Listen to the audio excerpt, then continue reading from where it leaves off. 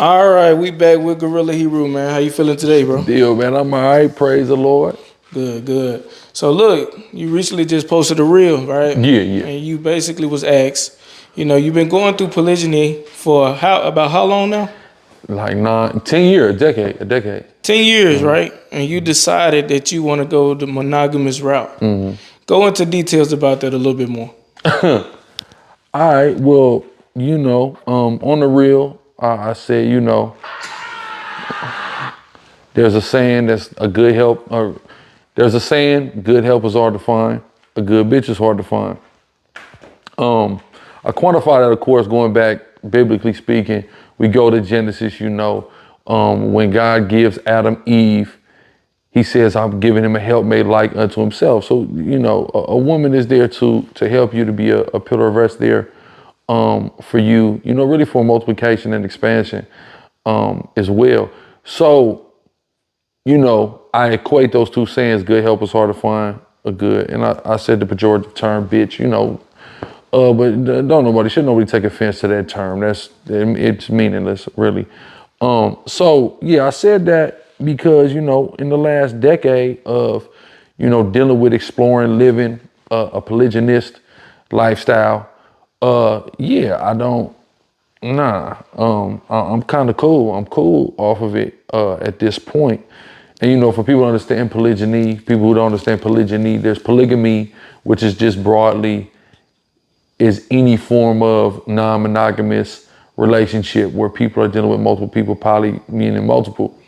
Polygamy is all-inclusive. Polygyny specifically is talking about one man who has, multiple women. So, like I said, I dealt with that 10 years, and after 10 years, I'm pretty jaded off it. I'm pretty cool off it. It's kind of like not where I'm at right now. So what about the people who be having like those talking points? See, it never works out. It never works out.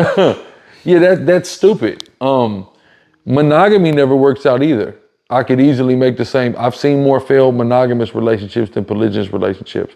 So it's not about monogamy or polygyny. It's about people and the people that are involved in relationships and whether or not these relationships are healthy and equitable. That's certainly something that I've been reflecting on, is equity.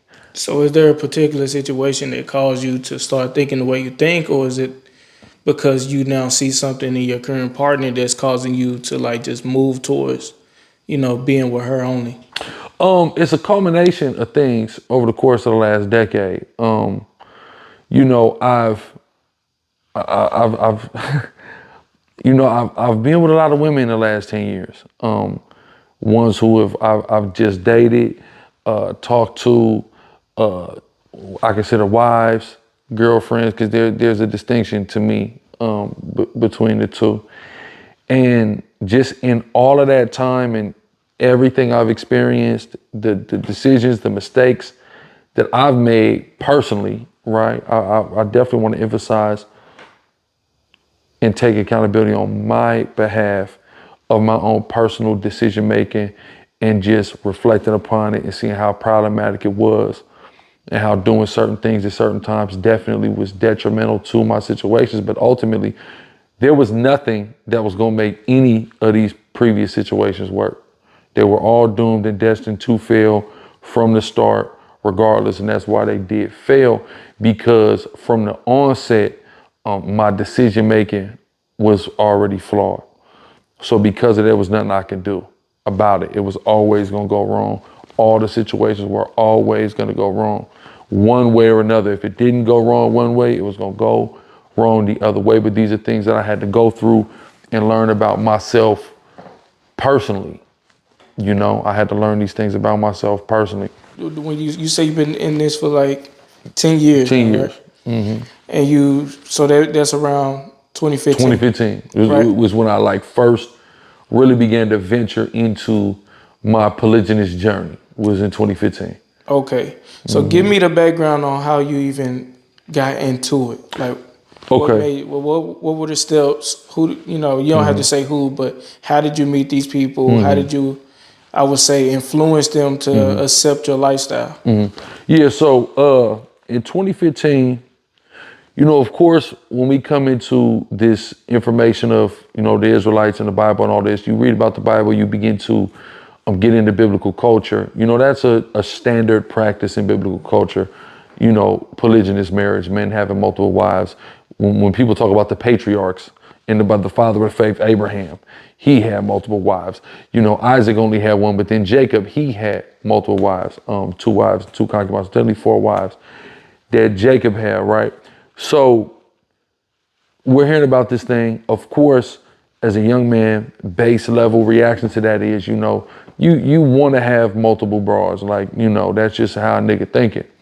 But through seeing other people who are familiar with it or openly practicing it within the community and adjacent communities, that is when I really began to be interested in truthfully, earnestly pursuing it, right?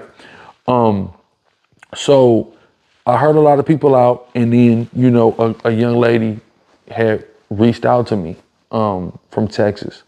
She reached out to me. She was living in Dallas at the time, Mesquite specifically. And, she was letting me know, like, she was really trying to fuck with me.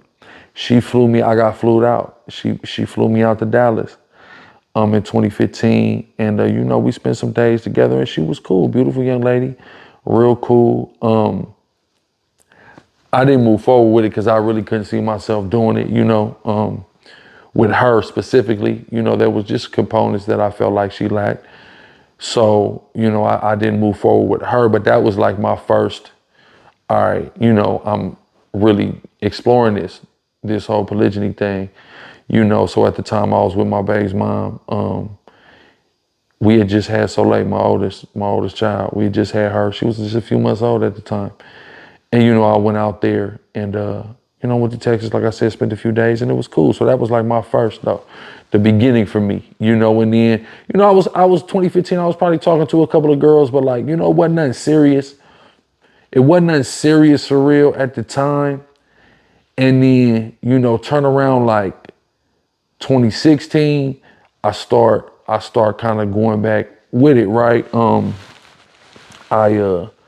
I started seeing this girl who, when I get into it with my baby mom one day, and me and the bro, Sergeant Shamar, me and Sarge, we end up going to Buffalo Wild Wings. This is my first waitress. This got me off in the waitresses was this situation in 2016. So she was a waitress at Buffalo Wild Wings. She was beautiful. She looked like almost identical to my baby mom for real. And I was at the bar, she was walking by, we leaving, I grab her like, yeah, I'm finna come back and see you, boom, whatever. So, that spun off. We was dealing with each other for a couple of months. Then after that kind of fizzled out. But see, I was dealing with her, but I wasn't coming through the door with it like, boom, I got X, Y, and Z going on. Like, we were just, it was real surface for a while that lasted, for the couple months that was going on.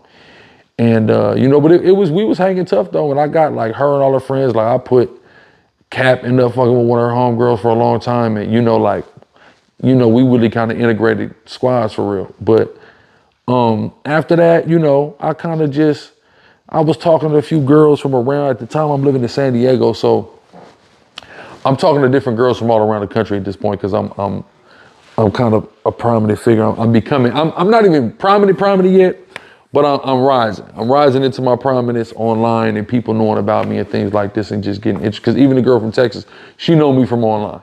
You know what I'm saying? So she ended up being introduced to the whole Israelite thing from a nigga who she was dealing with. And then when she stopped dealing with him, like she just came straight for me. You see what I'm saying? Like that's how that went. So now you know what I mean? So it's girls from all over the place trying to get with me. So, I'm talking to a couple. Then in 2017, that's when I really 2017 is when I really started taking polygyny seriously though. Like, and I really started pursuing it. So 2017, I'm dealing with a couple of girls in Florida because I got to go to Florida for, it's an event in Florida in Fort Lauderdale. So boom, I pull up to Florida. I'm getting gifts. This girl, she was working for Nike at the time. She came all boxes, J's, KD's. She trying to show a nigga she really was trying to fuck with a nigga. Then there was another one who drove all the way from Orlando. She had got us on the beach in Fort Lauderdale. She had us in the penthouse. Crazy, right? But even with all that, I ain't want to fuck with either of them. You know what I'm saying? But, you know, I'm just going through it, seeing who's going to be a good fit for me. So there was a girl also, a sister I was talking to long term. But again, she was from out of town. So, you know, that was just, you know, it was just on the phone. Then I met this Haitian girl in San Diego who lived in San Diego. And I met her, I was with my baby mama who was pregnant. At the time, she pregnant with Azariah. Pregnant as hell. She's like 8 months pregnant. So when I met her, I was with my baby's mom, my daughter, and she's 8 months pregnant. And, but you know, she was a nice looking young lady, thick as hell. Haitian as a motherfucker, Haitian and Haitian and Bahamian, I think. And, man, so I just got at her like, so the whole reason I knew her is from, it was an event. It was an event I was having and I needed girls to work the event. So the bro, Bumpy, he had put me, like, he know her homegirl, whatever, he was fucking with her homegirl. So boom, so I added her on Snap, like that's how I even had communicated with her. So after the event, I probably slid in her DM on Snap and she was like, nah, like I just met you with your baby mom. I'm like, all right, like I literally said in my mind, like I'm gonna slide again in 2 weeks and she gonna go. And that's exactly how it happened. She didn't even say nothing. When I slid again, she just didn't even say nothing, whatever. So, you know, that was cool. So she was in serious consideration, you know, for a minute. You know, but after a while, I just really did an analysis and I was like, nah, I can't fuck with her for real. Like I can't, you know? And because Azariah was born.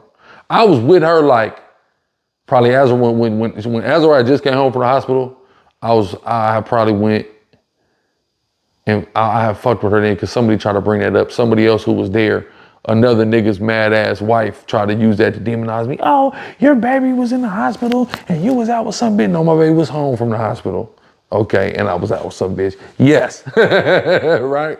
But, you know, I was seriously considered fucking with a girl and she was cool. I liked her. But, you know, it wasn't enough, right? And there'd be a lot of things, you know, I spent a lot of time with a lot of women the last 10 years. And a lot of girls be cool. Like, this is cool. We got a cool vibe. Like, it's cool. But that don't mean it's enough, right? She can be beautiful, amazing, banging by. She can be everything I like. But there's components, and those components are not physical, that a lot of women are missing. So they're not checking certain boxes. So I won't go to the next level with them. So there's boxes that's even back then, even after the mistakes you made going into this whole story, there was even boxes back then that they wasn't checked in. Do you want to like name some of those things? Well, the best way I could say it is in the book, in the Bible, the book of Sirach, it talk about give not thyself to a light woman. That's the best way I could say it, a light woman. Certain women just, to me, they don't weigh enough, right? Of course, it isn't physically, like who they are, what they're bringing, their mind, all these various things. It doesn't make and leave enough of an impression on me that makes me feel like this is really a woman who I could really become one flesh with, right? Like you're supposed to do, you know, when a man and a woman come together, we're supposed to become one flesh. You gotta really be, you gotta make a real impression on me. You know, you gotta be somebody that I take with me, so to speak. Somebody who I'm gonna be thinking about when I'm not around. Because that's gonna bring out the best me. Because if I'm not thinking about you, then I'm not gonna be doing things for you. I'm not gonna be considering you. You know, all these various things that women are always asking for. I'm not gonna be able to do it because I'm not even thinking about you, or I'm only thinking about you when my dick get hard. You see what I'm saying? So if that's the only time I'm really thinking about you, then this ain't really gonna work because I'm not gonna be what you want a nigga to be to you. I'm just not. You see what I'm saying? So that's kind of the thing. So that it works differently with different women, because this woman, she might have it all in these ways, but yet and still, she don't really hold no weight with me. You see what I'm saying? So it's it is, as much as I want to say like it's boxes, it's really not technically boxes. It's just the impression that you leave upon me from the interactions that we have together. And the moral of the story, these girls I'm talking about, I'm naming right now, they just didn't do it. They just didn't do it. At the end of the day, they just didn't do it. All right, so now you in 2017, 2018 era. Yeah, I got the Haitian girl. Okay, so now I realize I'm not gonna move forward with her. I shake her. But what I do is I just become distant, and this is what I do oftentimes, right? And you know, I'm a piece of garbage for it. Okay, whatever. But you know, I get distant. You know, I go ghost. I just got cursed out. You ghosted me a long time ago. I did. And you know, but I let this girl know why though. You know, this is the first time I really just, hey, this is why. And I still let her down easy because I really didn't tell her really why, but I gave her enough of a explanation to where, you know, she could accept it and even agree. But you know, I get distant and I blame my son. Like I'm like, you know, I just had a baby. I don't really have time right now. She really went to tripping about that. Like she wasn't accepting that. She knew it was bullshit. She saw through that, and then she blocked me. And then 2 months later, she added me back on Snapchat.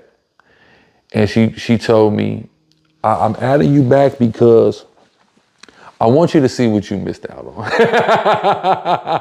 Around that time, October comes, and me and my baby mom called herself leaving me, right? She don't want to be with me no more. Okay, cool. And the reason she don't want to be with me because she done went in this phone and she done seen, you know, my conversation with certain women, and she just can't handle the polygyny thing.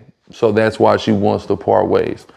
So, all right, smooth, cool. Around that time, that's when I get my little Puerto Rican thing. She's a waitress too. So I you know, this little Puerto Rican, she's Puerto Rican and Mexican, beautiful young lady, amazing, you know, figure, very curvaceous young lady. And so we had went to a restaurant, you know, on the late night, you know, she worked the late night, and you know, everybody was thirsty. I was with a whole gang of niggas, and everybody was thirsty. So I know what to do in them situations. Okay, if everybody's thirsty, be the one nigga that's not thirsty. It's a pretty simple math calculation, you know. So when we came back in the next week and I wasn't with so many people, I got up on her, boom, boom, where my magic. Okay, so that become that's like my girl. Like we going hard, me and her. And also though, I'm talking to a girl that's here in Atlanta that's kind of like paving the way for me to come to Atlanta too, you know. So the girl in Atlanta, you know, she's well aware, you know, of the polygyny and all that. So yeah, so in the midst of all that, then I end up taking a wife in the midst of all this. And hold on, am I telling the story right? Yeah, nah, you gotta go back. Hold on. So let's go back. Yeah. You get the Puerto Rican girl. I get the Puerto Rican girl. This is October 2017. 2017. You still with your BM. Yeah, well, yeah, I'm getting with the Puerto Rican girl as me and my BM is going through the breakup. Okay. So you and your BM going through a breakup. You getting with the Puerto Rican. You still in San Diego at this time. I'm still in San Diego, yeah. Okay. What happens with the Puerto Rican?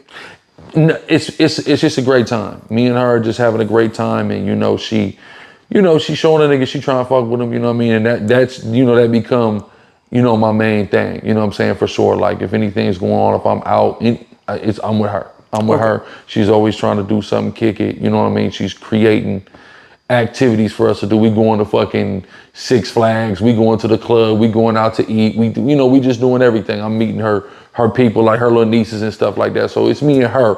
But in the midst of it, I'm also talking to a girl who's out here in Atlanta. Okay. So that's going on at the same time. You just talking to two different girls. Yeah. So fast forward.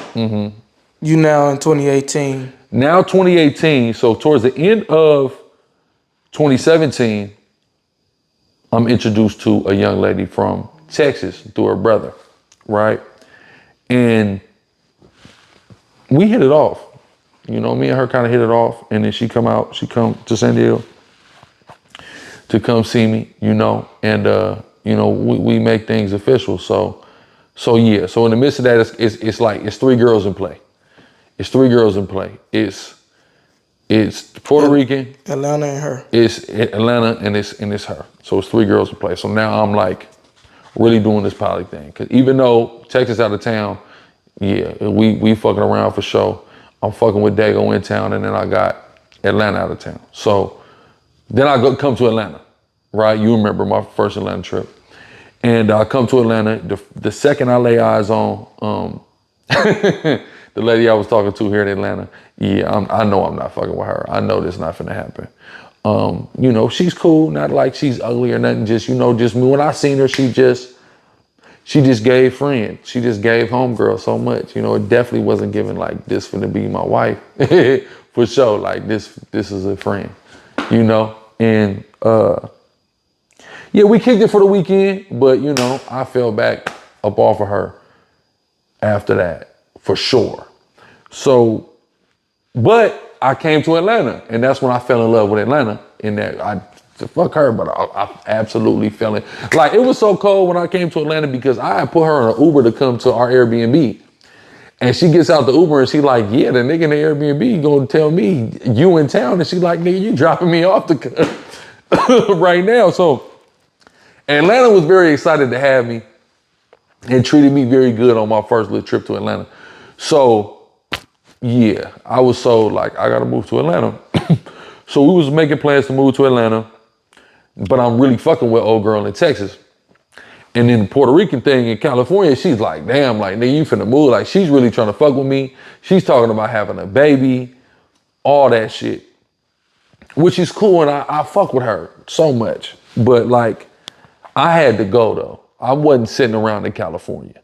And if you gonna sit around in California, if that's what you wanna do, because of course she got her own kid and family and things like that, like, I don't got time to be sitting in California. And even though I'm not with my baby mom now with a whole new nigga who ended up being her baby dad at the time, I'm like, yeah, I'm moving and I'm taking the kids. You could come, but I'm going one way or another. So, but the girl in Texas, she really wanted me to come to Texas. He's trying to convince me to come to Texas. I don't give a fuck. I'm going to Atlanta, right? It's 2018. So nothing's working for Atlanta. Nothing. So I tell her, okay, because she's telling me how helpful she's going to be to me if I come to Dallas, right? And she's going to help me get this place. She could go looking at spots for me and everything. Okay, so I put the ball in her hand. Hey, well, I'm coming to Texas. Here you go. Here's the ball. She don't get nothing done. So I go to Texas, mind you, when it's time to go to Texas, me, my baby mom, my kids, there's not no place to go, nothing. We just go to Texas. We go to Dallas. We get an Airbnb for a few days, and I go to where old girl from 2015, the area where she lived at in Mesquite, which is like right just on the Dallas border, like it's the city east of Dallas.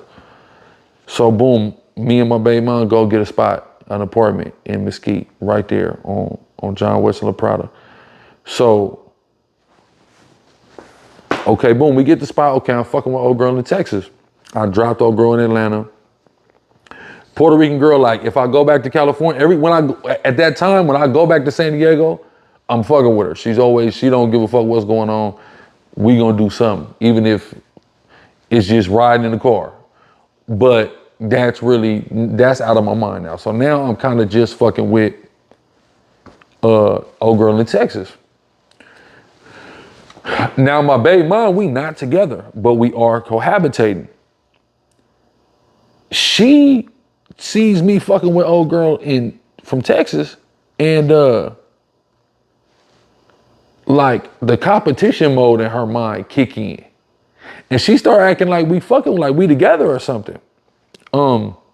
Which is very strange to me. And it was probably just because like she's really like we in the house and she's really having to see like I'm actively like really fucking with this other girl. And she started kind of like doing little shit. She started trying to like insert herself into things, and it made the girl from Texas feel away, and eventually she ran off behind it, right?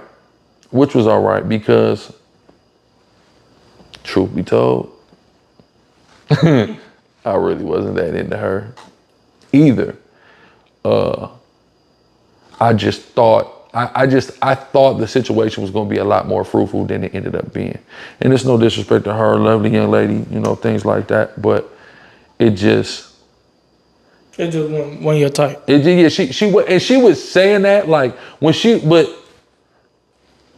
and she was out of everybody, she was right. Because certain girls have, oh, I ain't your type, and like, shut up, you don't even know what you're talking about. But in her case, she was right. Like, she's seeing other girls I fuck with, and she was like, yeah, I'm not your type. You're right. You're not, but hey, you know, it ain't no big deal. But other girls have said it. Other girls have said that they wasn't my type based off of the wrong things. You know, like one, like, oh, I'm light skinned. You like dark skinned girl. Like, don't think that. Just because I got dark skinned baby moms, that light skinned girls can't get no love. Light skinned girls, if especially now 2025, if we look at, you know, my history, I'm about 50-50. I'm about 50-50 at this point. You know what I'm saying? So you can't, but this girl, she was light skinned too. But she just really wasn't, she just wasn't doing it for me. You know, it was no fault of her own. She just wasn't doing it for me. Okay, so when you say things get, you know, different with your baby mom, and this is around 2018 going into 2019. 2018 spring, summer. We not even to 2019 Okay, yet. so basically you're now getting back with your baby mom at this time. Nah, okay. I'm not. We're not. But she called herself acting like we together sometimes. Okay. We're not doing nothing like that. But she is, you know, becoming territorial. That's what I'll say. She's becoming territorial at that time because she really hasn't had to. Because when she called herself breaking up with me, she moved into her mama house. She moved out of where we was at. She moved into her mama house. So I'm doing my thing. She like in 2016, like when I went to Texas in 2015, she probably didn't know what the fuck I had going on. So that was just where I just was going on a trip. The girl I was dealing with in 2016, she figured it out like early on. Cause I remember she made a whole face cause she called me cause I had to go make a deposit into her bank account. And mind you, at the time I got a card. And so the girl take me to the bank. I'm like, yeah, I gotta put this money in the bank, whatever. And she called me, Naya called me like, you know, when I hurry up and get off the phone. And she texted me like, oh, this nigga's on a date. Like she went and made a Facebook post about it and everybody came on her status like, man, let that man enjoy his date. But she figured it out. Like she wasn't tripping too hard. But like for her in this situation in Texas now, we in Texas, we're living together. And, you know, I'm actively in a relationship with somebody that was like new to her and abrasive to her. So she started acting territorial over me for sure. Okay, so in 2018, you basically back single in Atlanta. Well, no, we in Texas, and I'm with her. So she went off in June 2018. So starting from June 2018, I'm now single. Okay, so June 2018 to when? Well, starting July 2018, I started talking to my other baby mom. Okay, that's when we started talking. July 2018. So we start talking then, and then it's a girl I started fucking with out there in Dallas. It was a girl I started fucking with out there in Dallas. Yeah, I started fucking with this broad out in Dallas around that time as well. You know, so yeah, that's what was going on. So yes, but I'm focusing on my second baby mom. Mm-hmm. That's when because now again, I'm single. So now I'm like, all right, I need to lock in on somebody that I'm really looking to, you know, build into the future with. That was my mentality. So I lock in on her, even though I might talk to a broad here or there, and I got this little broad out there in Texas I'm dealing with too.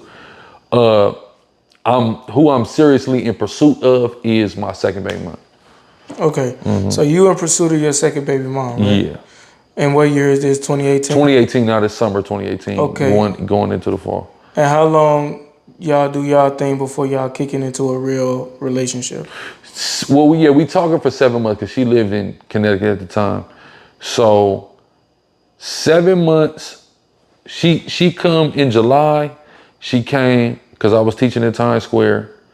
She came by Times Square, and then I don't see her again till February 2018. And I go to New York. We had a Airbnb in Brooklyn, and that's when I'm like, all right, like, well, I already knew I was gonna fuck with her for real, but like, yeah, that was like the solidification. Okay. That trip for sure. So boom. So now we getting into what everybody else sees, and you with your baby mom, but you eventually during this time get with one other girl, right? It's a lot. So 2018. Okay, boom. Me and my second baby mom, we make it official. And she supposed to move to Atlanta because that's why I'm moving to Atlanta. I moved to Atlanta, I bring my baby mom, my other baby mom with me to Atlanta. And the plan is she's moving to Atlanta, my second baby mom. And this like June now.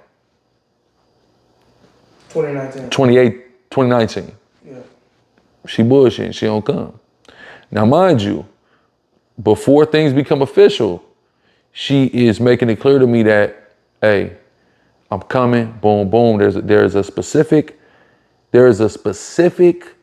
term that she used to reassure me, and that was, I'll follow you to the end of the earth. That's important.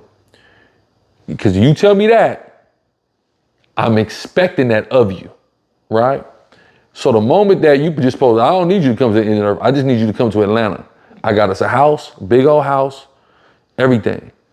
Come on. You didn't come, I got a problem with that. I had met a girl in May. I'm bullshitting. I'm gonna be honest with you. I'm bullshitting because I be forgetting so many. I'm brushing over bitches right now. My bad. Let me back up. So I know I'm moving to Atlanta. I just locked this situation in with my second baby mom. It's official. But I know I'm coming to Atlanta.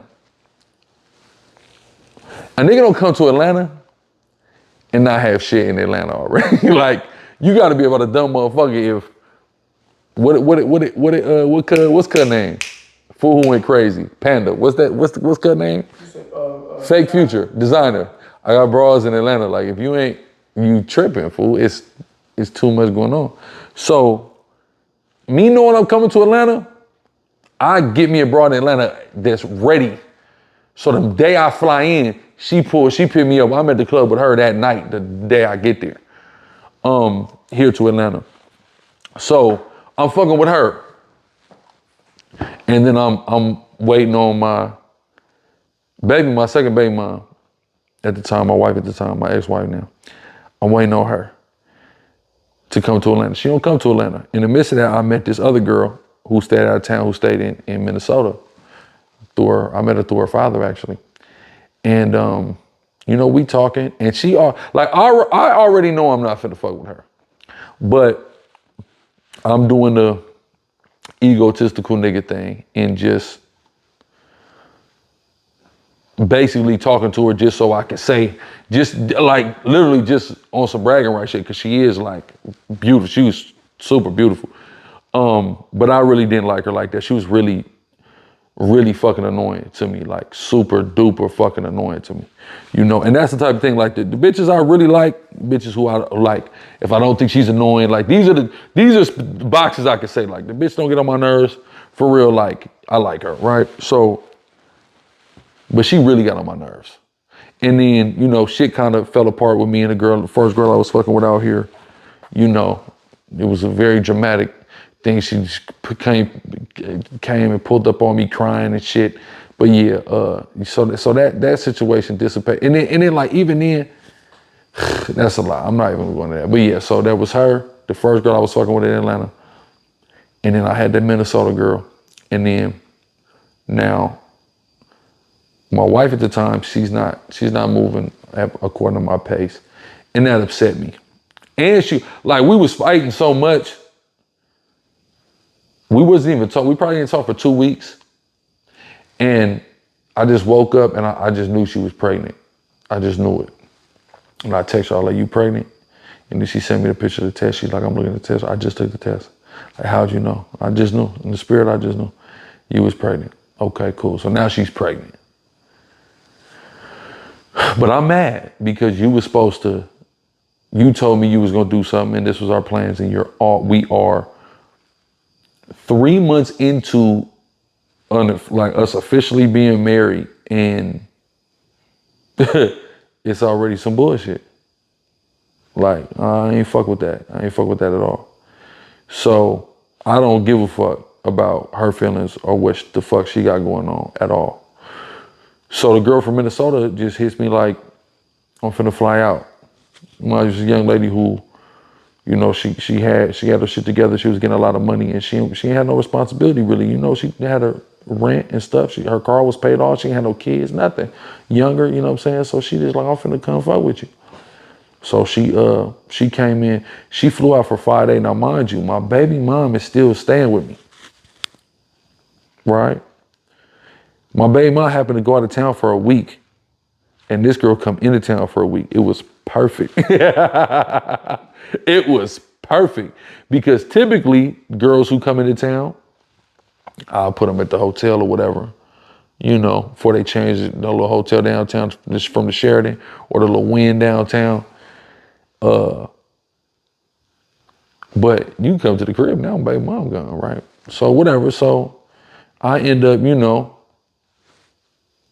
knocking her down or whatever. So pursuant to my beliefs and things, I gotta fuck with her. So now, boom, I done went and got a wife now. In the Hebrew Israelite lens, I got 2 wives.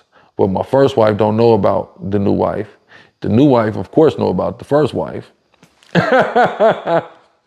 But everybody know about the new wife though, except the first wife. I'm moving wrong, right? I could go into all the reasons why. I mean, there's rationale behind it. It don't justify it though, but there's rationale.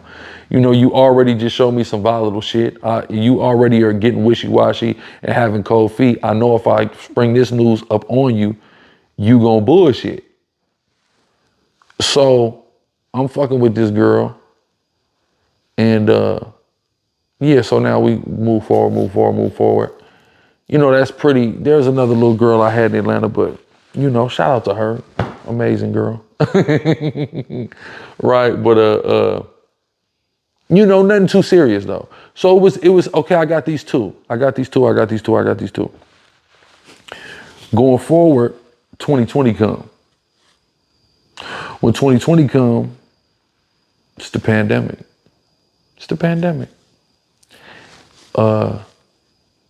I got on my first little Atlanta waitress, you know, we kind of kicking it. And, you know, she know what I got going on. She ain't really tripping, but it don't, you know, the pandemic comes. So when the pandemic come, like, shit just get different.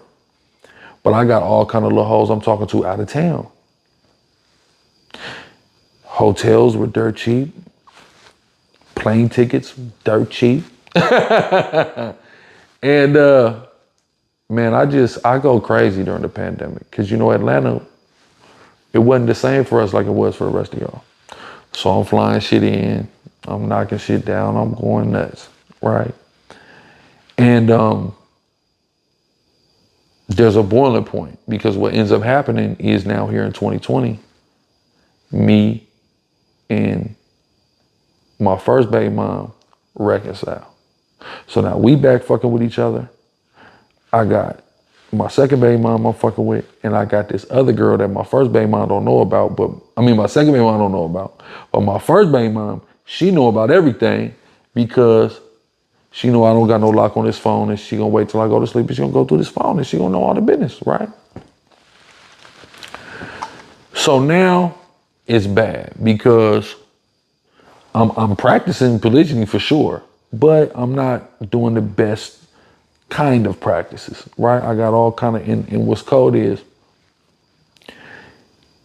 it's bras that like, none of them know about. You know, they like to use the names that they know, but it's like, there's shit just went on around that time and Ben went on that y'all have no fucking clue about. Right, as much as detective work as y'all think y'all know, and it's shit y'all never know. Straight up and down, right? So yeah, so there's a boiling point. And if y'all remember Rayshard Brooks, he was killed by the police here in Atlanta, and they burnt down the Wendy's because of him. That day that Wendy's burnt down, them hoes, they tried to burn my motherfucking house down. Not literally, but I'm literally at the Rayshard Brooks protest. Literally, I'm there. We're teaching the Bible there. My phone is going insane. Both my baby moms is on the phone. And they got another girl I was dealing with on the phone.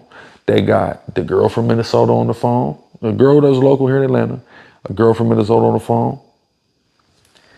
And man, they're going fucking in on me. They try to call my little shit in Detroit. My little shit in Detroit said, I have no parts of this. Shout out to Detroit, right? Yeah, she wasn't going for that. She like, nah, I ain't gonna have no parts of this. I'm not doing nothing that's gonna have this nigga on my, I'm trying to fuck with him. I don't care, right? But yeah, so they're on the phone going nuts, going insane. And but what kills me about women in this situation, okay, 3 of y'all are in the wife category, right? Now, what's cold is I always had wives, girlfriends. The girls who I label girlfriends, they never actually graduated into being wife. It just has never happened. But the 3 wives, they're talking all this shit, but all of y'all are still want to fuck with me and are gonna fuck with me. So that's what boggled my mind about that situation. While I was in the storm, I was in the eye of the storm, I just felt like it was the worst shit ever. But then retrospectively, it's like, and all y'all did that and fake like y'all was friends on the phone, but y'all bitches don't like each other. And it's all about the competition that you guys feel like you're in for me. That's stupid. It was dumb. That's why the one who refused to take part in it, she's a smart bitch. She's like, why the fuck I'm not finna sit on the phone with you bitches about what? I want to fuck with this nigga. I'm not finna play like y'all and act like y'all are mad at this nigga only because y'all want to fuck with him. You see what I'm saying? So, you know, but they successfully got one of the girls that was here in Atlanta out the picture. But they didn't really, because she would have still fucked with me, but I really scapegoated her in that situation, which was mishandled on my part too, because I'm trying to get the heat off me so much, I scapegoated her. And she didn't deserve it. So this is, again, some of the mistakes that I'm making while I'm just going through this whole polygyny journey. So that was a huge thing. So my second baby mom, she's like, well, listen, this is what I think. I think you shouldn't take another wife for a year. That's what she says. And I agreed with her. And the reason I agree with her is because I've clearly been mishandling situations. It all just exploded. So it would probably be sound for me to take a step back from adding anything to this situation for a year. I thought that was sound judgment, and I agreed to it. And there was one girl who I haven't mentioned yet from New York, from Brooklyn too. Haitian from Brooklyn, just like my second baby mom. And, you know, she really took that hard, because I had been talking to her off and on probably since 2015. But, you know, and it's like, it really started getting serious with me and her though, you know, and shout out to her, but she took that real hard. And, you know, I don't want to bleed her too much, but just, you know, she was still talking to me when she was fucking with her husband, and I didn't know. And he called me one day and just let me know, like, hey, you know, boom, boom, I'm with her, she pregnant. I'm like, damn, she didn't even tell. She's just been talking to me the whole time. You know, regular, like how we been talking. I ain't gonna believe who it is. Shout out to her. You know, I hope everything is well with her. You know what I'm saying? But yeah, that hurt her though, that I did that. But to me, it was sound, and I believe that was a good idea for my wife at the time. So from then, so now that's 2020. So from 2020 to 2021, I don't take no wife, right? Might be some little here and there, but it ain't nothing serious. But now I'm just fucking with my 2 wives. That's it. And And these are both your baby moms. both my baby moms, yeah. And because the 3rd wife, she fall off when she made it like a year and a half probably. So she made it probably July 2019 to like October 2020. Yeah, So now we fast forward, we in 2021 now. And we in 2021 now. So 2021, boom, I'm just fucking with them too. You know, and it's cool, like, it's cool. So, but I'm missing something. So this is the battle that I'm having at that time in 2021, 2020, really especially going into 2022, because I way outdo the year. It wasn't like I was waiting for this year to be up and now I'm just hot back in the streets. I'm showing like I'm not in a rush to even go get another wife. That's not even what I'm on, right? When the right individual presents herself, that's when this is gonna happen. So when 2022 come, I feel like I'm missing something because frankly, you know, I'm a multi-dimensional person. Everybody know I like to run the streets and be outside a little bit. At that time, a lot of bit. And I was missing that aspect from my life. And what I mean is that I had, you know, 2 women who were mothers, they were housewives, very beautiful, but we not going on dates. Y'all not coming to the club with me. All this shit the other shit that I like to do, y'all are just not a part of. And I'm trying to make concession for that to be possible. If I what y'all need a babysitter, y'all need some clothes, your hair done, your nails done, your clothes. We need to pay somebody to watch the kids, whatever. But you know, I like y'all, I fuck with y'all. Y'all not just bitches I want to just leave in the house all day. I would like to parade y'all around the city, right? But they're just not, they just weren't given that. They just didn't put in any really real effort to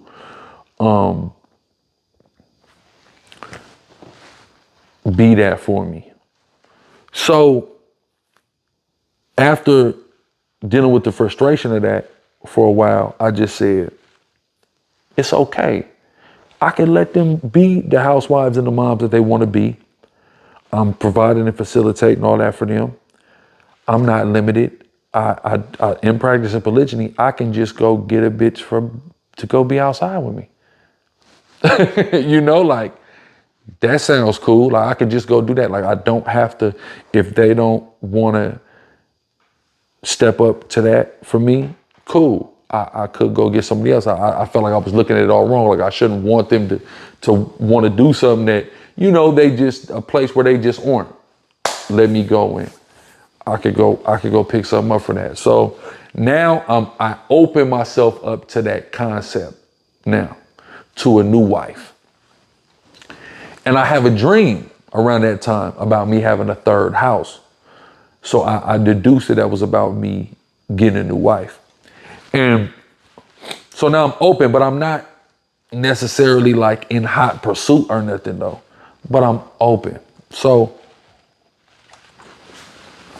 I'm out one night and me and the bros is out, we watching a fight. The spot is packed. The wait is like 45 to an hour. And This girl walk in, these 3 girls walk in, stupid, beautiful, bodies crazy, everything. 3 real bad bitches walk in. And as soon as they walk in, I see them and I think in my mind, you know, God must have just heard my prayer at this time. I think in my mind, they need to be sitting over here with us. 5 minutes later, girl walked directly up to me and just says, can we sit with y'all? Whoa, my prayer's been answered. I'm like, yeah, you can, you know what I'm saying? Boom, matter of fact, waitress, come here, order another bottle, get another bottle, get these bitches whatever the fuck whatever they want, just get it, right? And you know, it was 3 of them. You couldn't make a wrong decision. I'm kind of like talking to the one in front of me, and the one on the side, she the one who walked up to me and asked.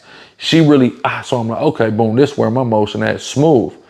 So, you know, me and her lock in and we start fucking around, and now I'm like, okay, like I'm entertaining this as a potential, as a possibility. You know, maybe I kind of don't take her serious for the first few months, cause I just don't know. I just don't know. This is my first real, like, I'm really fucking with a young lady who's really implanted in the Atlanta nightlife for real. She was a waitress at a top, like one of the top clubs in the city at the time. And I just kind of was a little iffy. So, you know, I had to wait her out. So it was probably about like 4 months before I really started taking it serious. And then as soon as I was ready to start taking her serious, I started having very serious problems with my second baby mom. And I had to take some time for that. So we and her probably didn't talk for a month. And then she hit me after that, like, damn, nigga, you just ghosted me, like, boom, boom. And then I'm like, you know what, nah, like, let me chill out. Let me lock back in on her. So, you know, I end up locking back in on her for a while. And, you know, I was seriously entertaining that, you know. She understood, you know, the lifestyle, boom, boom. And I let her know at the time, both of them was pregnant too. 2 wives and they both pregnant. And she was just like, all right, like, okay. It took her a little second, but she like, all right, I can deal with that. Like, okay.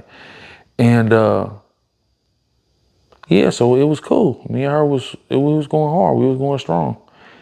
And then, you know, somebody else came in the picture. Another young lady came in the picture. So now it's like, okay, I got my 2 wives. Now I got like 2 little girlfriends in the city. So I'm going from house to house. I'm going from date to date, spot to spot. Right, this got to be like, now we in top of 2023. But in the midst of all that, okay, I got both pregnant, whatever. An issue ended up happening. With First baby.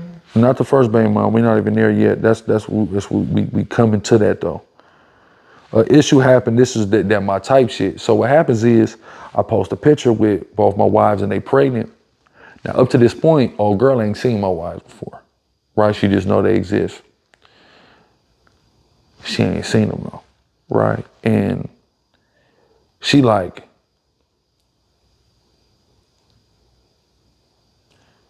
she texts me, she sent me the picture and she go, do you even like me?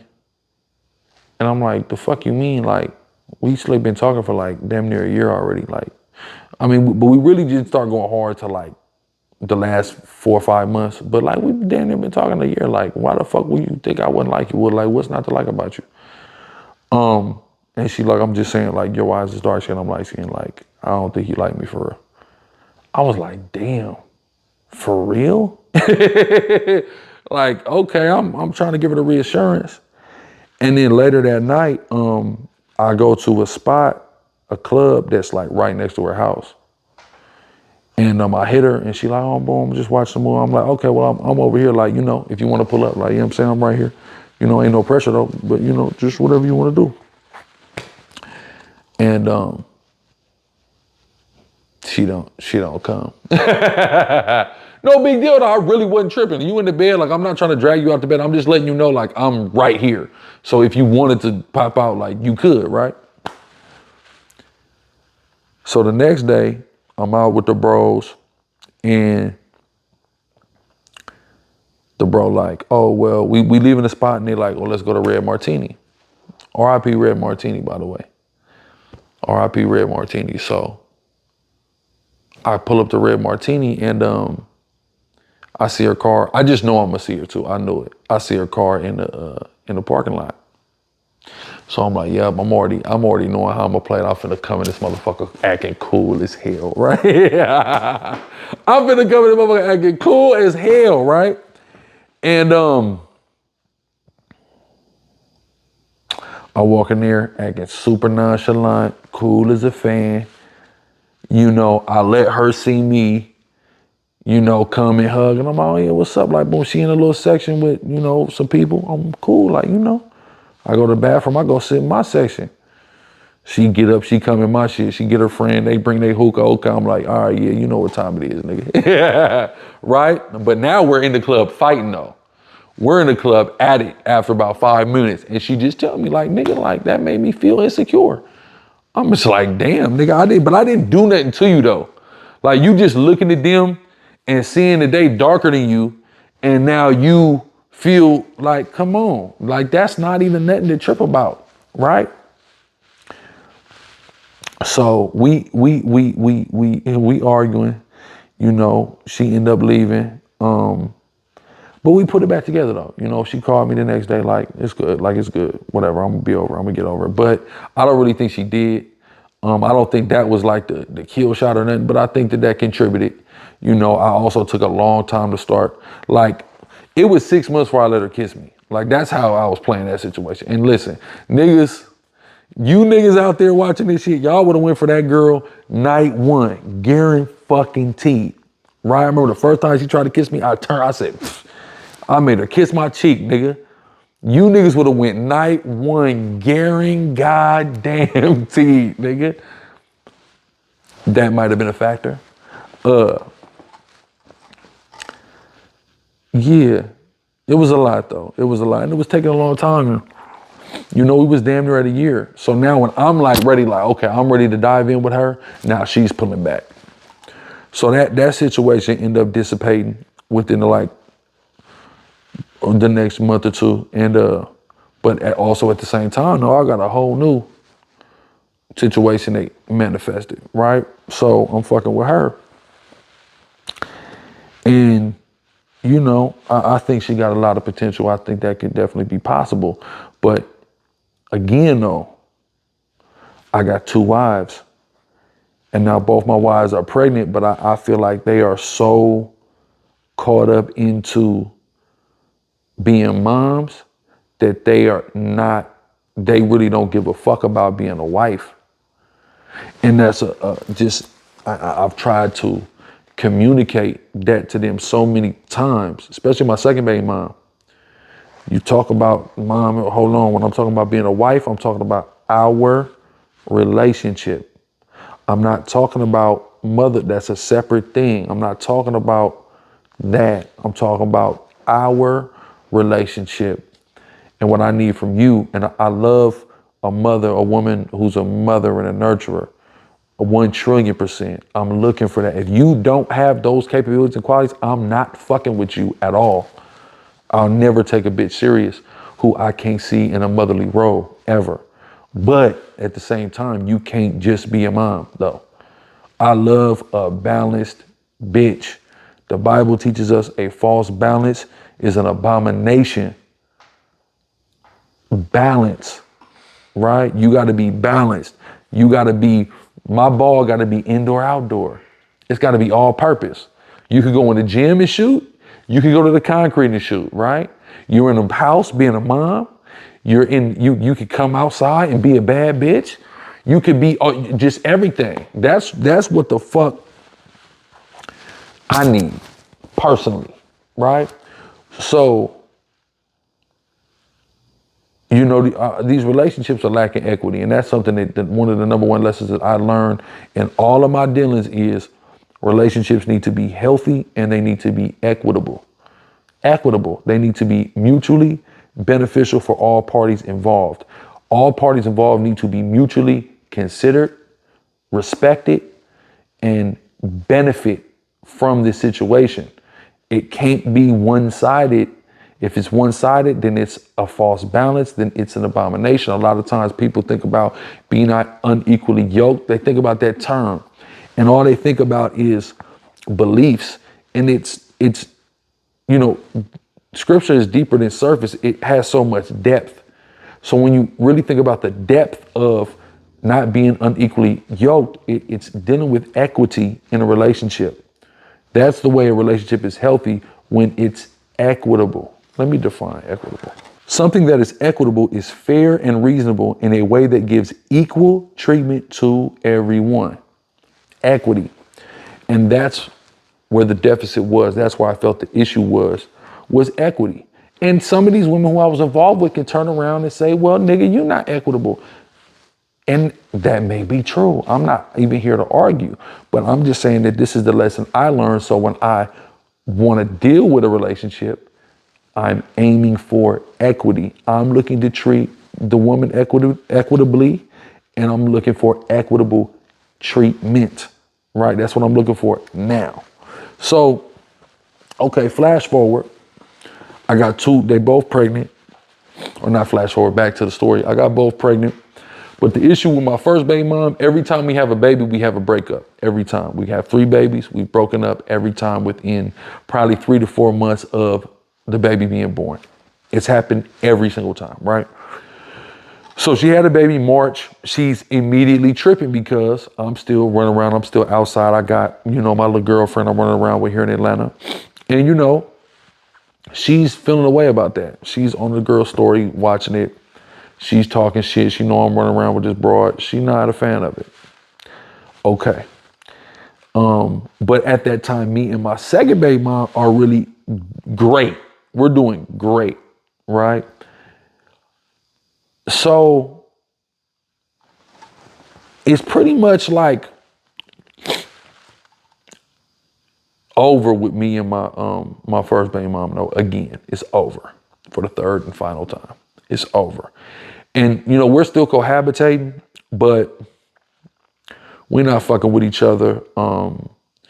The romance, the intimacy, it doesn't exist whatsoever at this time. For months, before she actually leaves, it's probably going on like at least 2-3 months.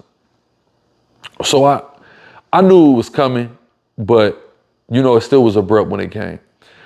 But I just seen it. I just seen the breakdown of the whole thing. And then, after my second baby mom had her baby, it was, shit wasn't right there neither. So now I'm just kind of fucked up, especially when my first baby mom leave. I'm fucked up, but God, he always give you a ram in the bush, right? He always gives you a ram in the bush. So that's when, this other wife come into play. So I met her over the summer. Boom, she finna move to Atlanta, whatever. So, she moved in November. We locked the fuck in. So I'm on the rocks with the only wife I got left. My first baby mom, she done left again. She in a whole nother relationship, whatever. So now, boom, I got the new thing. And I'm just like, I'm cutting my losses. In my mind, I'm cutting my losses. All this shit ain't worked. To that point, I've compiled all the lessons learned from all this other shit that I done did, that I done experienced, that I done went through, all these bitches, all the problems, all the everything, right? And I'm like, okay, I'm going into this situation. I'm not gonna repeat these mistakes. I'm gonna be the absolute best motherfucking version of me to this bitch, and this gonna be my wife, and I don't give a fuck about nothing else. That's how I walked in. This nigga, he's interviewing me, he gonna tell you he was right there for the whole shit, right? The nigga seen me, nigga. I'm just trying to be like the best nigga ever to this girl, right? Yet and still I'm having problems with my second baby mom. But in my mind, it's like, we can't fix this. This is fucking unfixable. But this is a new situation. So what I can do is enter this situation without repeating these mistakes and not fuck it up to where it's gonna get to like this, right? That's what's in my mind. Do you feel like you succeeded in that? As far as on your end, then you could go back into Partially, yes, because no matter what, that girl, no matter what any bitch in the world can say, she can't say that she experienced anything that them other wives, she can't say that. So what would be the other half of that? I made different mistakes, but I made different mistakes. Was it meritable mistakes or was it like strategic mistakes? Strategic. I wasn't being strategic. I stopped being strategic with her. I allowed comfortability to eliminate my strategy, right? And make no mistake about this, young man, love is a battlefield. That's a song that they made in the 80s. We are young, love is a battlefield. Love is a battlefield. Battlefield that indicates war, war indicates strategy. I go to war. So the fact that I abandoned strategy, well, that I'm a dumbass motherfucker anyway, because I know better than that. And what I mean by strategy is, you know, it's a war, it's a battle. You do have to be strategic when you're dealing with a woman. So you're sowing the right seeds. You're showing her the Bible tell you, teach not your wife an evil lesson against yourself, right? So there are negative things about yourself that you should not be putting on display for the woman that you're trying to be with, because it's going to actually alter her perception of you, right? That's a major part where I failed with this, if you will, I guess we'll call her third wife.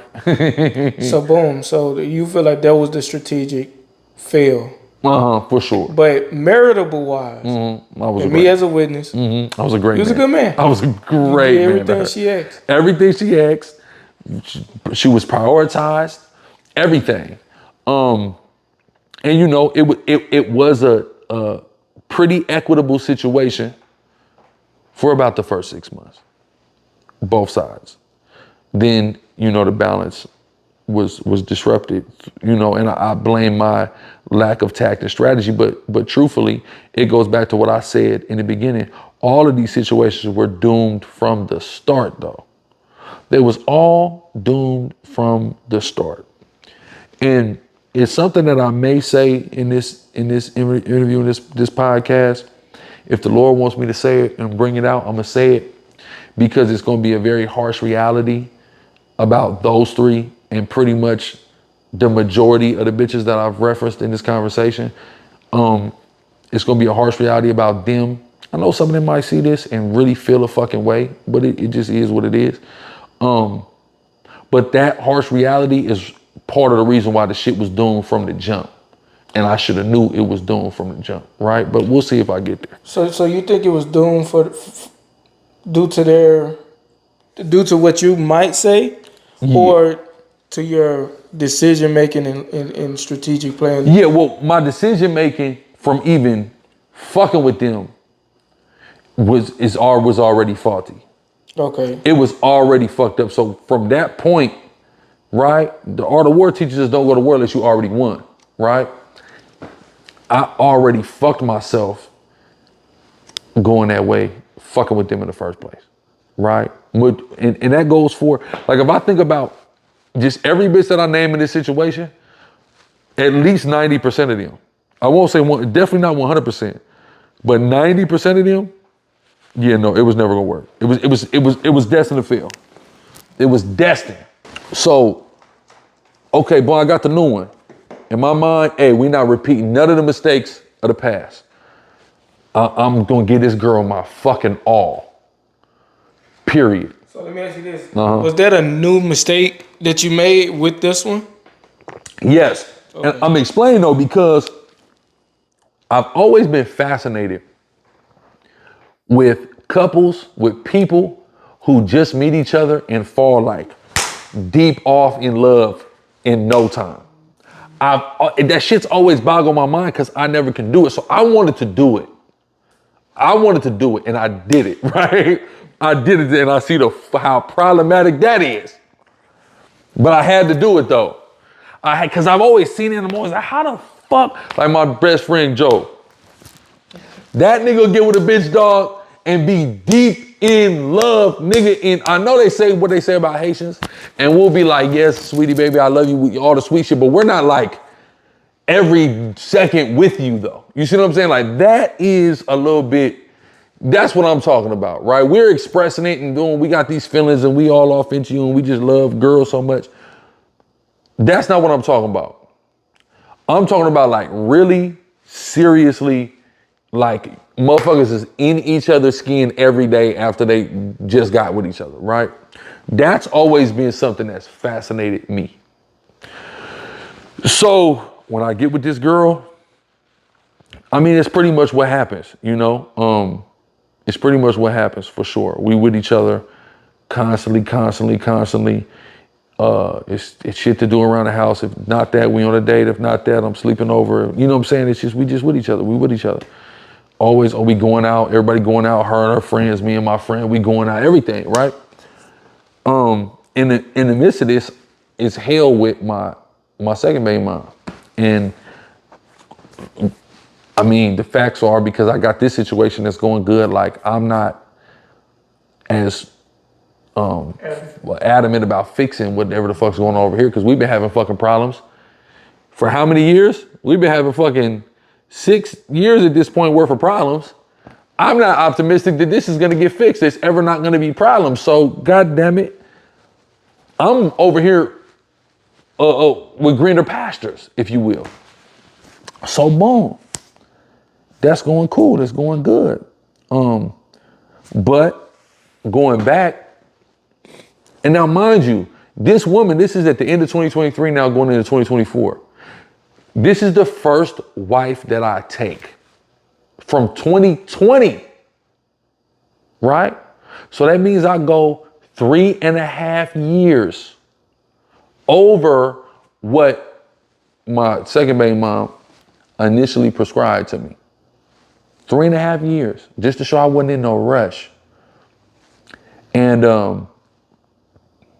I guess with her, and you know, it's good, it's great, it's great.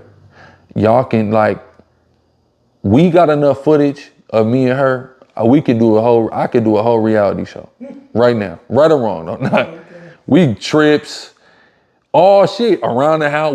I could legitimately produce a reality show about this girl, right? Me and her relationship, that is. And you know, it's good. Everything is good. Everything is great. Now I served my baby mom the news, my second baby mom, who's still my wife at the time. I served her the news. Boom, boom, boom. She don't take it well. Even though I let her know ahead of time, hey, I got this going on. I'm fucking with this girl. I'm gonna be fucking with her. This is going to happen. I'm bracing her for impact, right? She's still upset when this happens. All right, cool. So she mad at me for probably like 2 months after that. Smooth things over. We supposed to get back cool. I take her to an event with me that's here in Atlanta. You remember the event with Gorgeous Dre. And the whole thing, when I come to my conclusion, Gorgeous Dre is gonna play such an intricate role in the conclusion of what I'm getting at, y'all. But you know, shout out Dove. Shout out to Dove, because Dove clocked sis T at this event. Because we did break-offs in this event. We had done that before, where the women broke off and the men broke off. And there was something that was said by my, at the time, wife, in the female break off, that Dove, who is the lovely longtime wife of the incomparable Andre Taylor, and she brought it up to me and to all of us when we had the Miami event. So yeah, we had that like it's supposed to be good. Now we moving into Passover now. You know, it's the biggest day of the year for us. And you know, the new woman, the new wife, man, she was on me for months about Passover. She was adamant. What are we doing about Passover? Boom, boom. She's on Amazon. She's sending me the decorations. She's going crazy, right? She's adamant. Now, the other one, my second baby mom, she always acted like she was finna show up and she wanted to decorate and she wanted to do this, but I'm gonna just be real.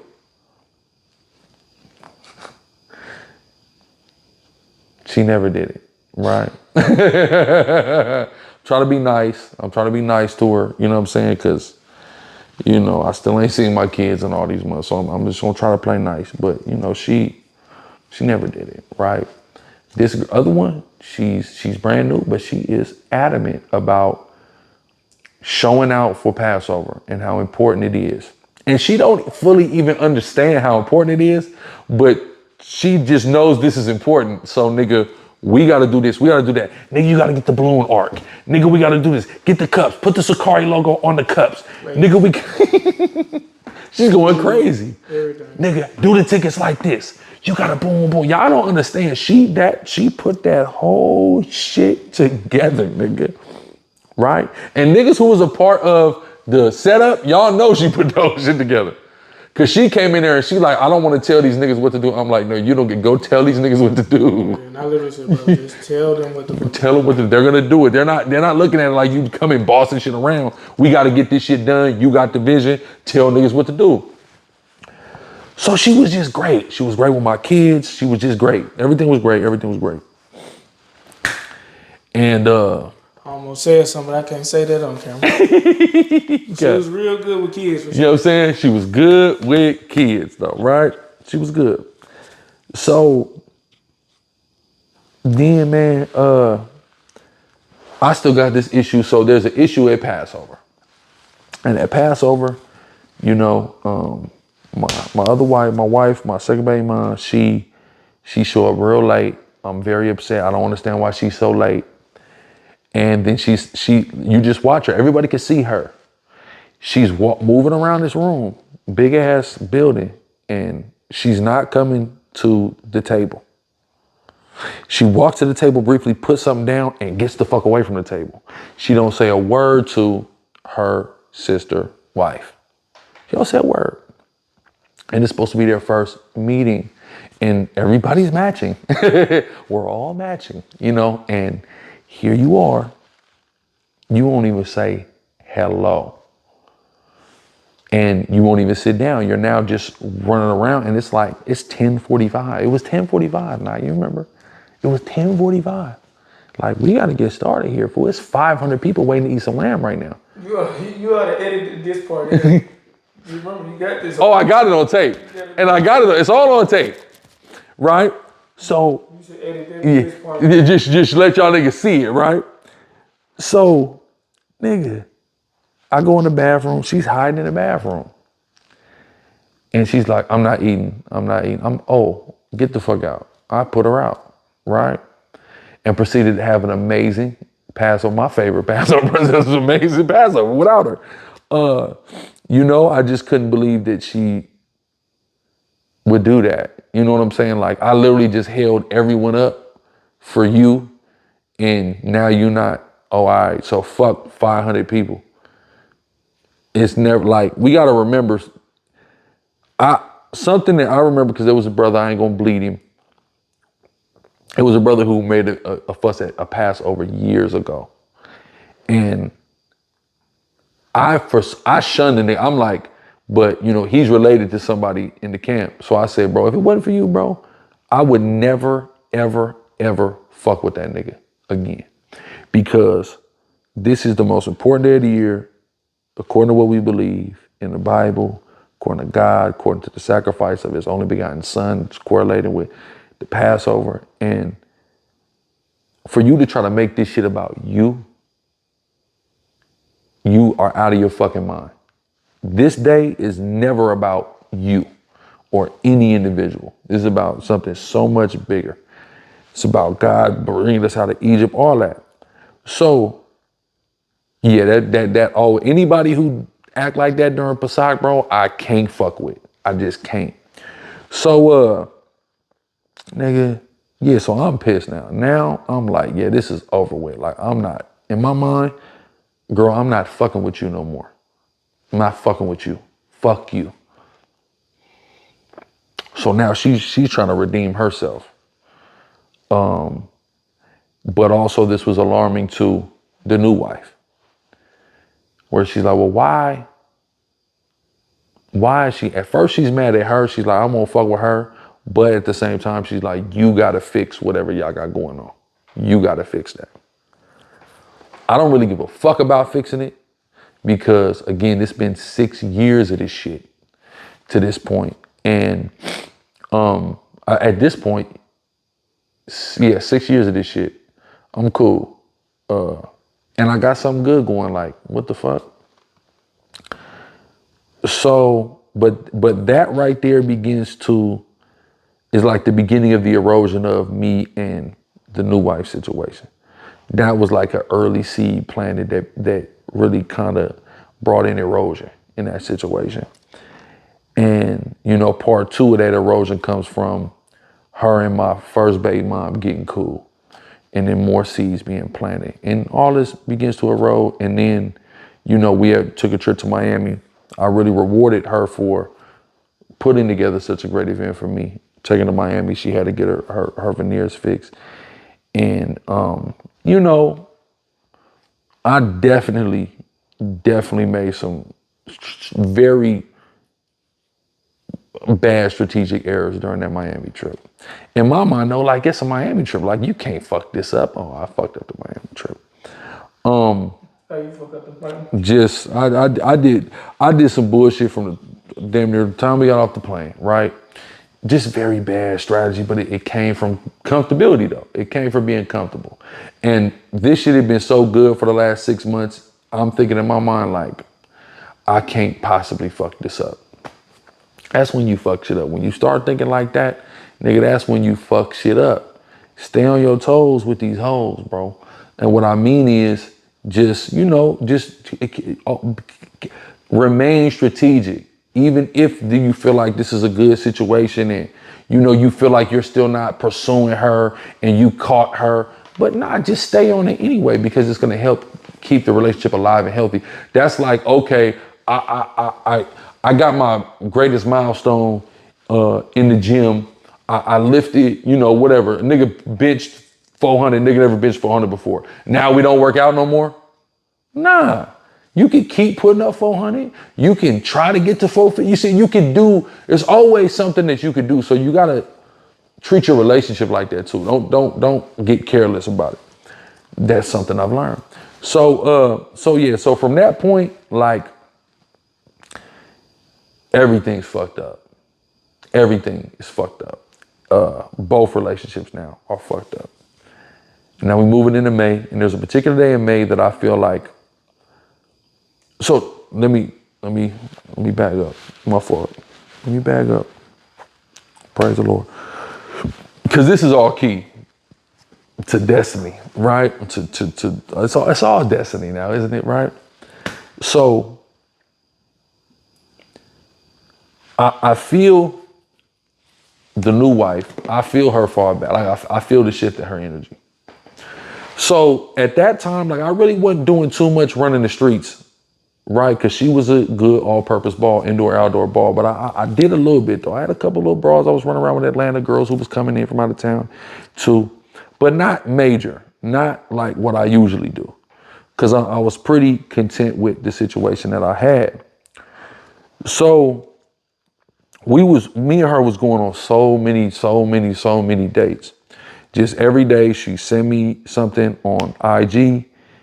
Let's go here. We're going. We went to every place in Atlanta. She put on a lot of weight fucking with me. I ain't gonna lie to you.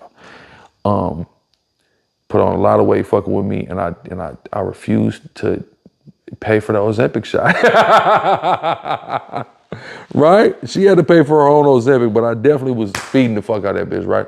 So she it was a Saturday, and we were supposed to go to this spot that's kind of by the airport.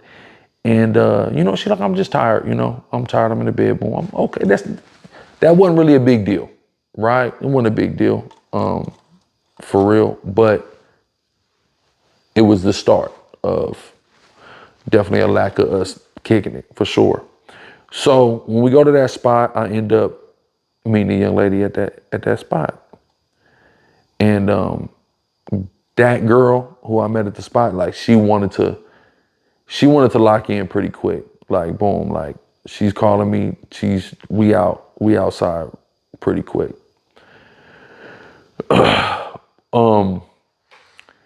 Then like a week or so later, we have a fight party at the new wife at her job. We have a fight party at her job. And damn, this is deep. This is deep. I'm really giving my whole testimony. It's the whole polygyny testimony. So we have a fight party at her job, and she says something to me at that fight party. She says, because I'm telling her about the continual problems with my other wife, and she say, you got to rebuild the team. No, she don't say you. She said, we got to rebuild the team. That's what she said. We have to rebuild the team. Okay. We got to rebuild the team. So rebuild the team. I need to go recruit some new players for the team, right? We got to get the right components on this fucking squad. That's what I take that as. And she's a bitch who got a hell of a mind on her. So, when she said that to me, I'm like, yeah, nah, you right. Cause this, you know what I'm saying? She not boom, boom. It's just you. So we need to get some pieces on this squad. You right. You smart, right? So nigga, that's my mentality. So now, boom, I crack one.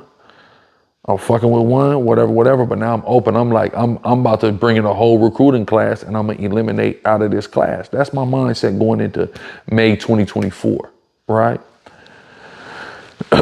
But them first couple weeks in May, like I'm like, this bitch acting funny, and I'm been fed up and sick of this bitch, and this bitch acting funny.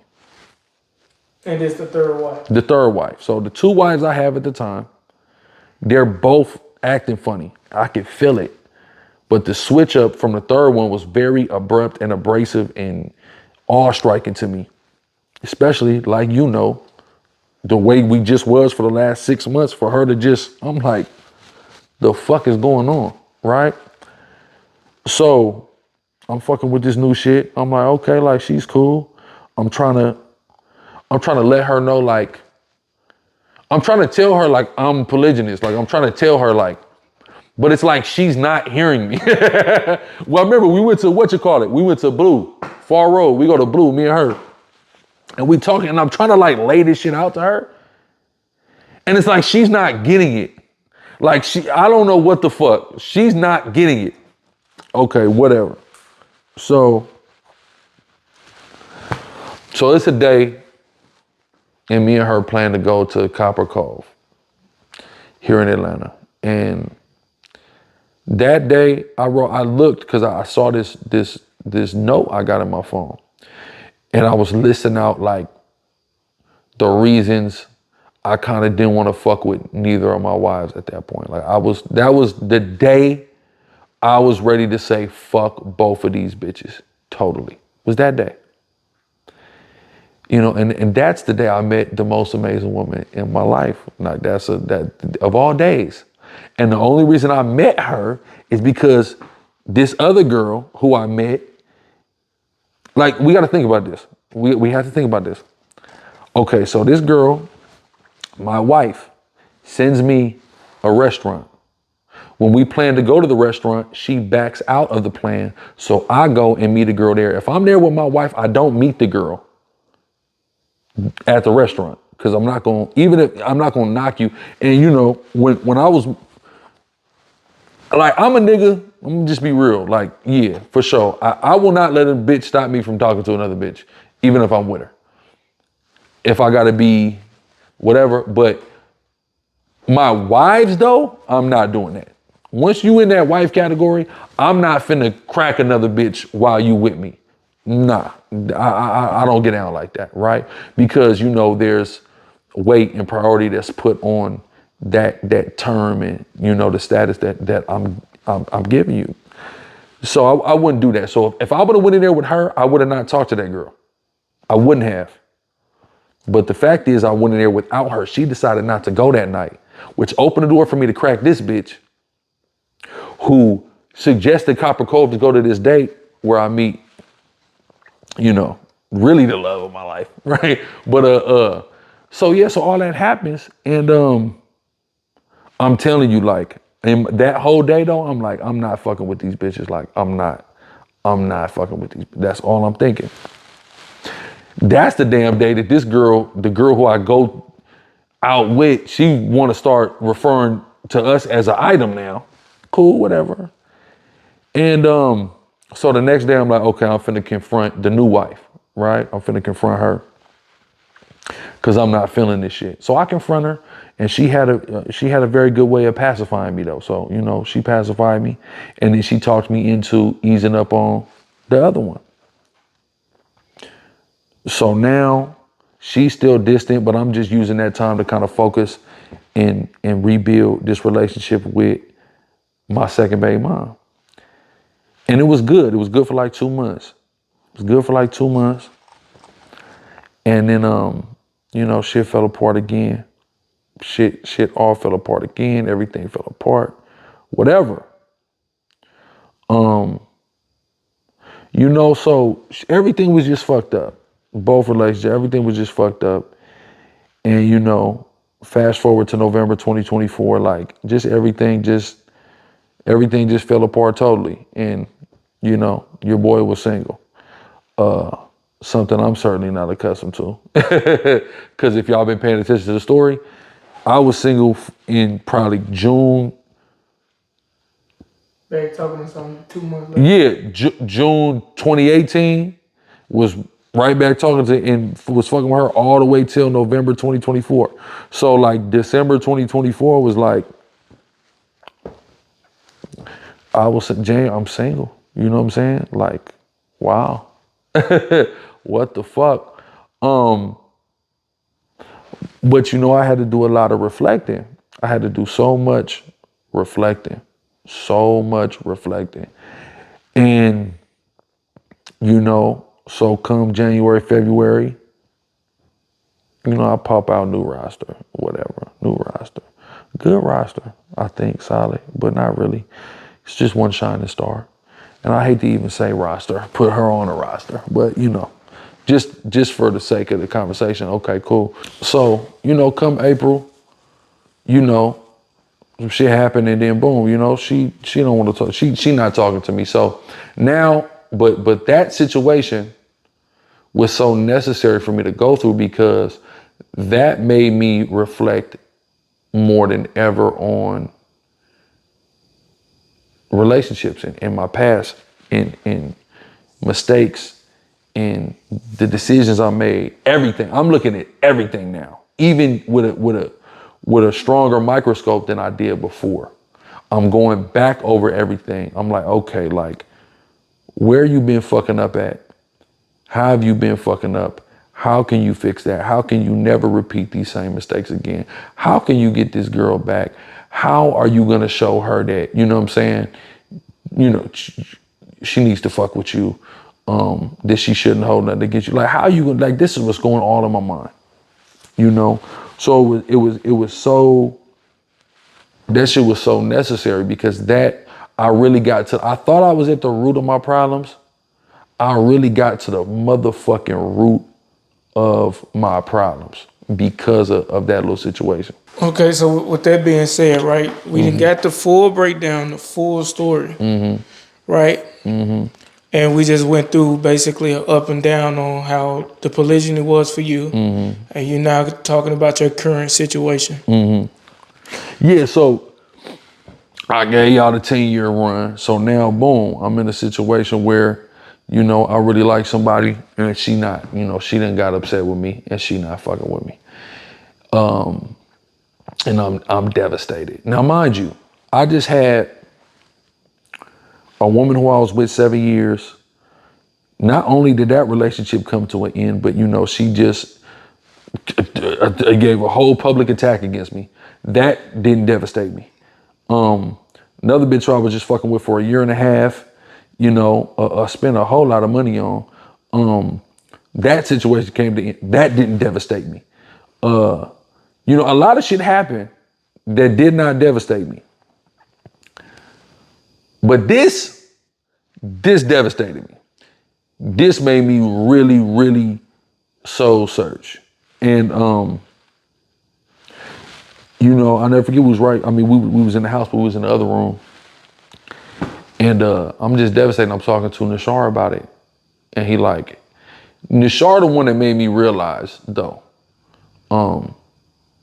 not helped me to realize, because he's like, he just seen how I'm talking. This nigga done seen me with a lot of bitches. A lot. I mean, for sure, right? And he's just like, you can only fuck with her, huh? And I said, yeah. And that's the first girl I can say I felt like that about. Since I've been monogamous, which was with my first baby mom, before I really opened up into polygyny. Before then, like, nah, I wasn't thinking about no monogamy for real. I knew that when I got my second baby mom, I planned on being monogamous for a while with her before I started, you know, trying to integrate that, but that's just not how that went, right? That ain't how it worked out. But yeah, so he says that to me and I'm like, it opened that up, like, because in everything I was saying, that's what I was saying to him. Because again, when other situations is happening, I'm not having this type of devastation, because like even when shit go bad, like I'm saying, when shit's going bad with the newer wife, I'm like, at the end of the day, I'm gonna just go outside, and I went and picked up 5 new bitches like that summer. That was the summertime.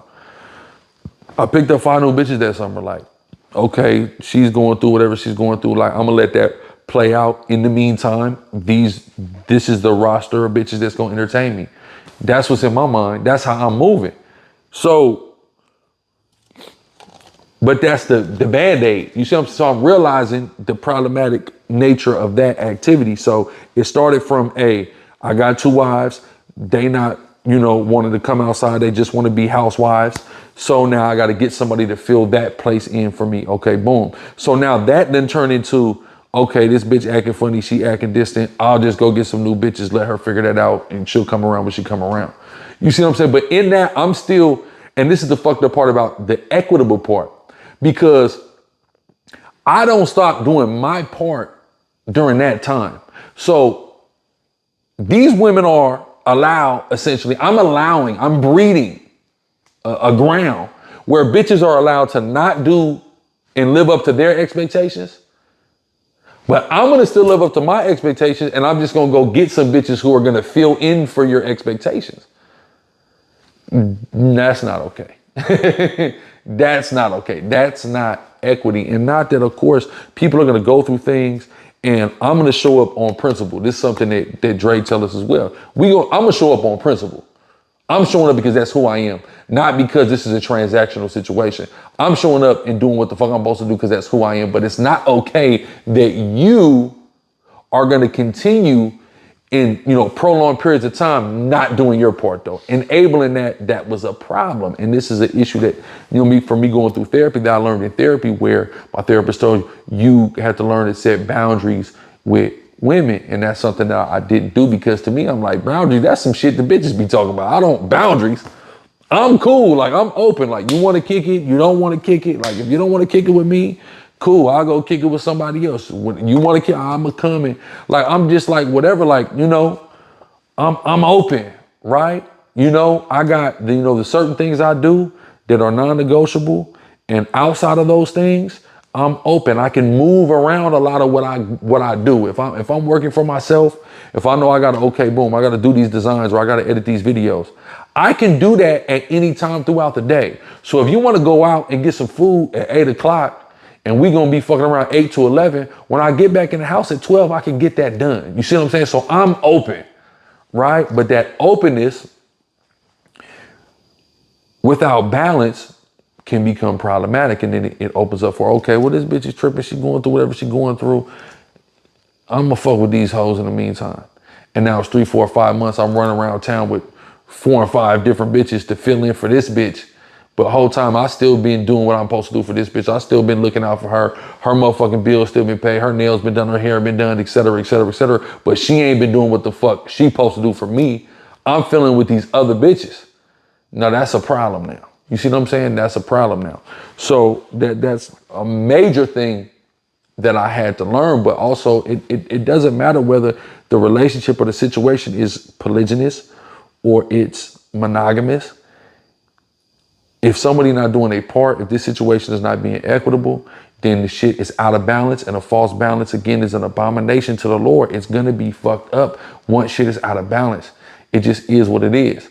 But just in all of these bitches I done dealt with, all of them, like Solomon said, like it's like out of all these, like,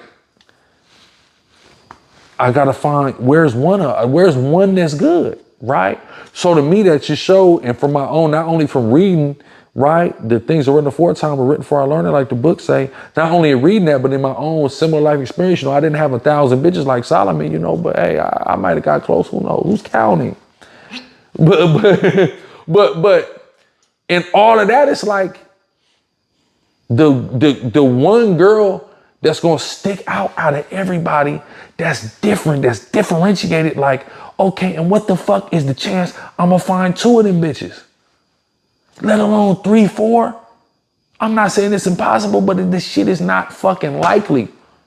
And then when I really analyze what I'm seeing in certain bitches, what's attracting me to certain, when I'm really analyzing what that is, it's like, yeah, nah, that's also part of the reason shit was doomed from the jump. See, the incomparable Andre Taylor, Gorgeous Dre, he teaches us about the immoral woman and how detrimental the immoral woman is to a man and to a kingdom. He teaches us that, right? And I've been hearing him teach on this, and I thought I grasped it, but I didn't fully grasp it, because I had to realize my attraction to, my magnetism to the immoral woman was deeper than I ever thought it was. And then when I'm lining up all the bitches, and I'm going, oh, it wasn't just y'all who was immoral women. It's a lot of y'all who I, in my mind, told myself y'all was not the immoral. Y'all are in that same category too, right? So now, you mean to run into a girl who's not the immoral woman. Oh yeah, boom. That's very hard to find in this day and age. And again, I'm not confident in, finding another one. So, hey, my advice, or not even my advice, but just how I'm operating in now, where I'm at with it as it stands now is, just pouring into a healthy and equitable relationship with one ideal person who I can align with, and see a bright future in, and I think is ambitious and just dope. You know what I'm saying? That's what I'm on. That's all I'm on. Straight up. So in all, with all of these lessons being learned, right? Mm-hmm. The major key thing that we could take away Mm-hmm. is, if they don't provide a certain equity, Mm-hmm. then it won't be beneficial. Yeah, it's got to be equitable for sure. How can they identify that equitable interest in the person? And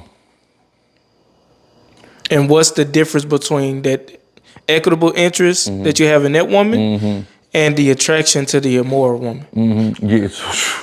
Yeah, now we're getting real deep, because equity,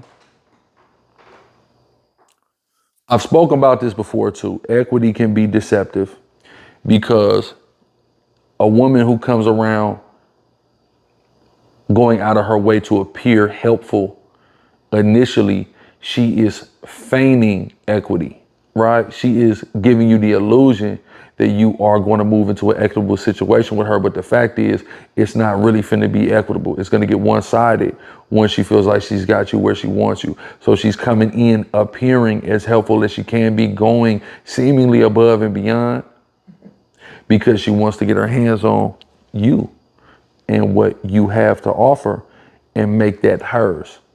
It's not simply out of the interest or the kindness of her heart. She's doing this strategically.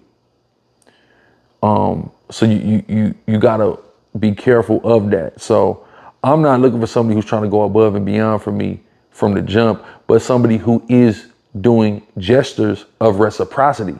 Those little gestures of reciprocity, they go a long way. Just like little things go a long way for women, little things go a long way for us as men too. It's just different. It's different little things that go a long way for each of us, right? So you just look for the gestures. You look for the appreciation and the value of your time and your energy, and things like that. You look for enthusiasm, mutual enthusiasm. You look for these things, and you notice it being consistent, it being there consistently, and that's how you can identify equity. And then as you progress in a relationship, you'll identify it in different ways as it grows. As y'all bond becomes closer, you'll notice equity in different ways, and you'll notice you not really having to, this person is doing this because she's doing this because it's, she wants to do it. It's her idea. These aren't your suggestions, your idea. You're not asking. They are making their own efforts to demonstrate equity to you. Those things are very, very important. And that's health. This is the signs of a healthy situation, and y'all are respecting each other's boundaries and things like that. You're learning each other and adapting and adjusting to each other, and you're enjoying each other's time, and all these various things. That's what a healthy situation looks like, right? Now, the attraction to the immoral woman, because I've been able to identify it, I've been able to quantify it finally, right? In 2025, I've learned to quantify And can you it. kind of allude to that quantification without going into too much detail? It's vibrational. To me, I'm to a point where I can primally sense the vibration. I'm somebody who's, I'm GRLA Hebrew, right? When you deal with gorilla, you're dealing with a primate, you're dealing with primal instinct, right? Think about Transformers, Beast Wars, Optimus Primal. Think about primal. So I'm very much into primal instincts, vibrations, picking up on vibrations, what's that shit? Pheromones and all this shit. I'm in all that, right? As far as being conscious to these things that oftentimes slip past the naked eye or the average person's observation. So when it comes to the immoral woman, I realized retrospectively, through reflection, and now I can see it and I can pick up on it instantly. I can pick up on a bitch's immorality instantly now, vibrationally. I can feel that vibration because it's vibrating with a part of me at that point. So I can pick up on it and say, oh, yep, nope, not her. I can feel her immorality. And her immorality is talking to my immorality that I'm overcoming and getting away from, right? So now that that's there, I can understand where that attraction is coming from, and I can block that out. You see what I'm saying? So that's what you have to understand. It's the same thing. I did a video from my IG live that's on the channel that speaks about why the men love hoes. It's a man have an attraction to an immoral woman, Men in general have attraction to immoral women in general. Period. We do. A smart man doesn't give himself to that, right? Because like the Bible also tells us, by means of a whorish woman, a man is brought to a piece of bread. A man is brought to a piece of motherfucking bread because of this immoral bitch. You see what I'm saying? And you just got to be careful with that. You have to identify these things. And now some women, and like I had to really think really hard, because some of the women who I realize retrospectively are the most immoral who I've dealt with. On the surface, they seem the least immoral and wholesome. Ain't that something? But if I think back to early on in our situation and I go, yep, I remember when I found the immorality. I remember when I discovered it. You see what I'm saying?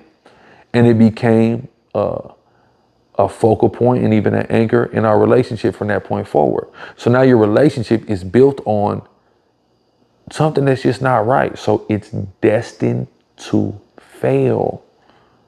It's unhealthy. It's going to be unhealthy. All of the fruit of rottenness is going to be present in that situation because its foundation is based off of something that's immoral, right? That's what I had to realize through observation, through reflection. This is where everything went wrong. You are picking bitches predicated on the wrong thing. And even though you have some right things, I have right standards too. Those right standards ain't went nowhere. I have right standards too.